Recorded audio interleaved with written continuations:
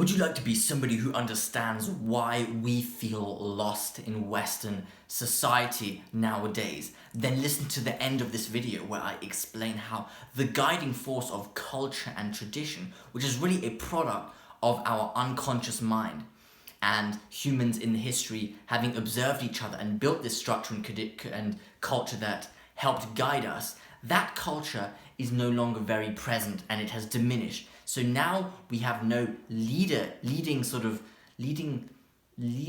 guidance, and we feel lost and need to sort of figure out, scramble around and tread water ourselves now and figure out what's the point of life and what should we even do with our time.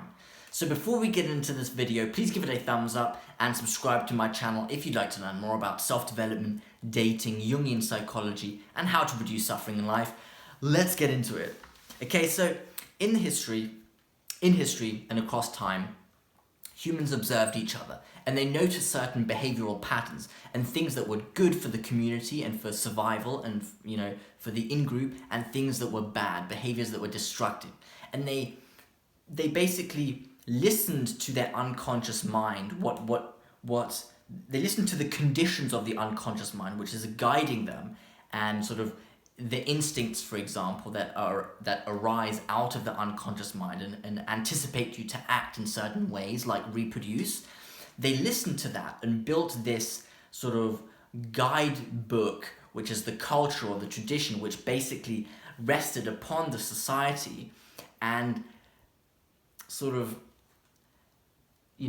enticed humans to act out in those ways that were conforming to the conditions of the unconscious mind, basically, without the humans needing to figure it out what is good for them every single generation and just start from scratch. They basically created this tradition and culture, and the culture and the unconscious mind of the humans assimilated each other. They sort of incorporated each other and updated each other, and sort of it was like this sort of dance between each other.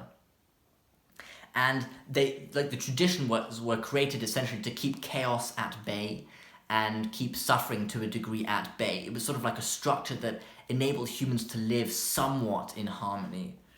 And examples would be, let's say, in Europe, for example, the story of, let's say, Jesus Christ would be an example of that. Not necessarily in relation to Christianity, but the symbolism behind Jesus Christ is basically a savior who saves the in-group from, declining by speaking the truth. And yes, it's what is basically the concept of logocentrism.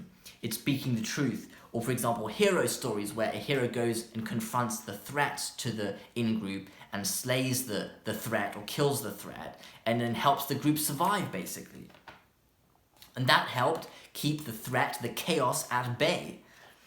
Okay, but then this tradition, this culture in the sky, this guiding force collapsed. Religion, I think religion really, deep down, it's essentially, I think it's a product of the unconscious mind, and the religion enticed the unconscious mind to follow and lead humans. It kind of saved each singular human being from needing to reflect on what values are constructive to follow, which behavior benefits the community, and what the conditions of your biological structure are. For example, you'll notice when you get out of your comfort zone, you feel exhilarated and you feel proud of yourself, like you've achieved something. That's your DNA trying to anticipate you to act out a hero archetype there, going into the unknown and confronting something. And that, that helps the in-group survive, and it makes you feel good. And that would be embodied, that sort of narrative would be embodied in hero stories, which you would listen to and think you'd be mesmerized by them, and then go and act them out. And that would prevent you from having to live a life of dissatisfaction for a while, and then try and reflect, why am I dissatisfied? And trying to sort of potter around and do some trial and error and figure it out. And you'll notice though, if you feel you're stagnating in life, and then you go into some really unknown, different situation, you feel like the fire, the fire within you has been re-sparked again, and that's that. But if you didn't have the story, the hero story, it would take you far longer, and maybe you'd never even notice why you're dissatisfied. You're left to sort of figuring it out for yourself. Now, the modern problem, I would say, and the reason why we feel lost is because this culture, tradition, religion has fallen out of the sky. We have close to no more guidance. And that's essentially because I think around the 1600s, the scientific revolution was sort of jump-started, which was a movement for people to ground themselves in a belief system that was based upon measuring reality with instruments and sort of repudiating all dogmatic claims. Yeah, and it's also along with the arrogance of science that believe, the arrogance, so science was sort of the how do you say, what's the word? The defender, there's a word for it. Anyway, the defender of truth, and it's this idea that, if you can't measure something, then it's probably not true, but that's just myopic and wrong.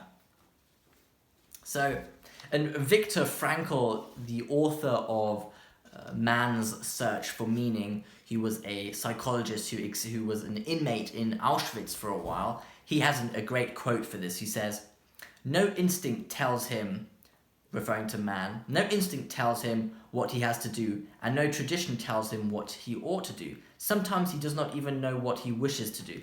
And this is an example of no instinct tells him what he has to do.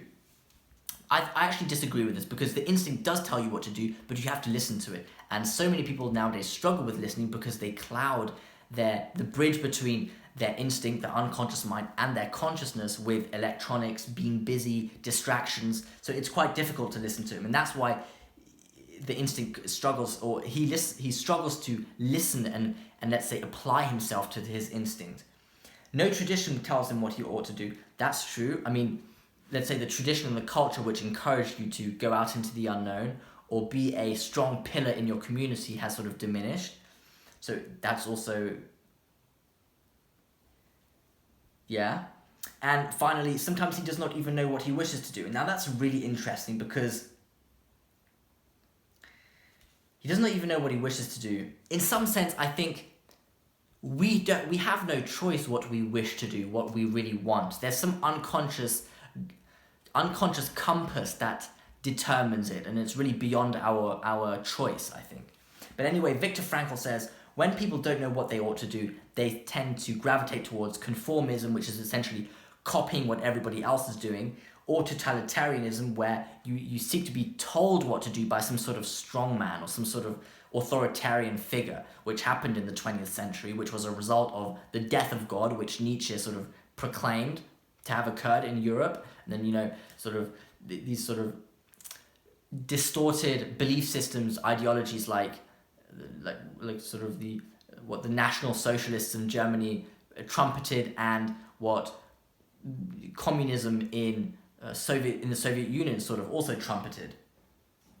Now, I think you can figure out what your instincts desire, but you need this trial and error and reflection process, which is quite difficult.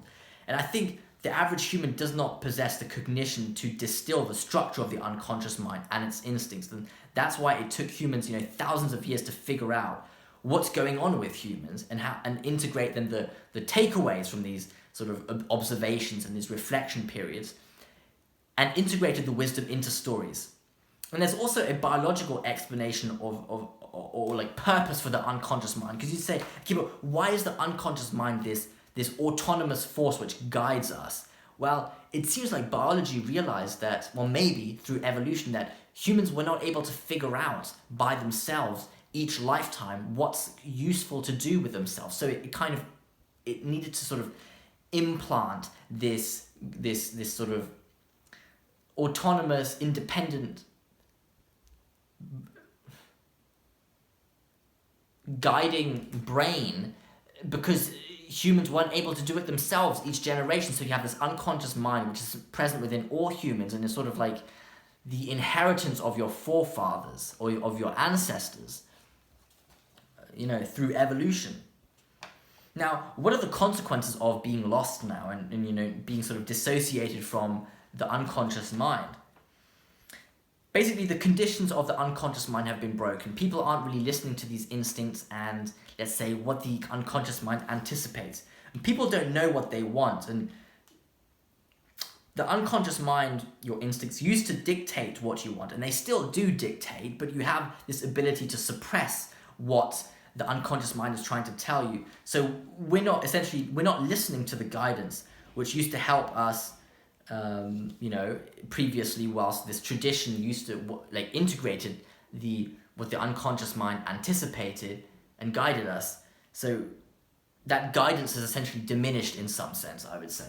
So in conclusion, the reason why we feel lost is because in the past we had this tradition and culture which was a product of us reflecting on what was good for humans and for the in-group, for the society, the community. And it used to guide us and sort of assimilate what the unconscious mind desires. It's like mythology, which was really the language of the unconscious mind. And it would sort of trigger parts of your unconscious mind, and sort of like this sort of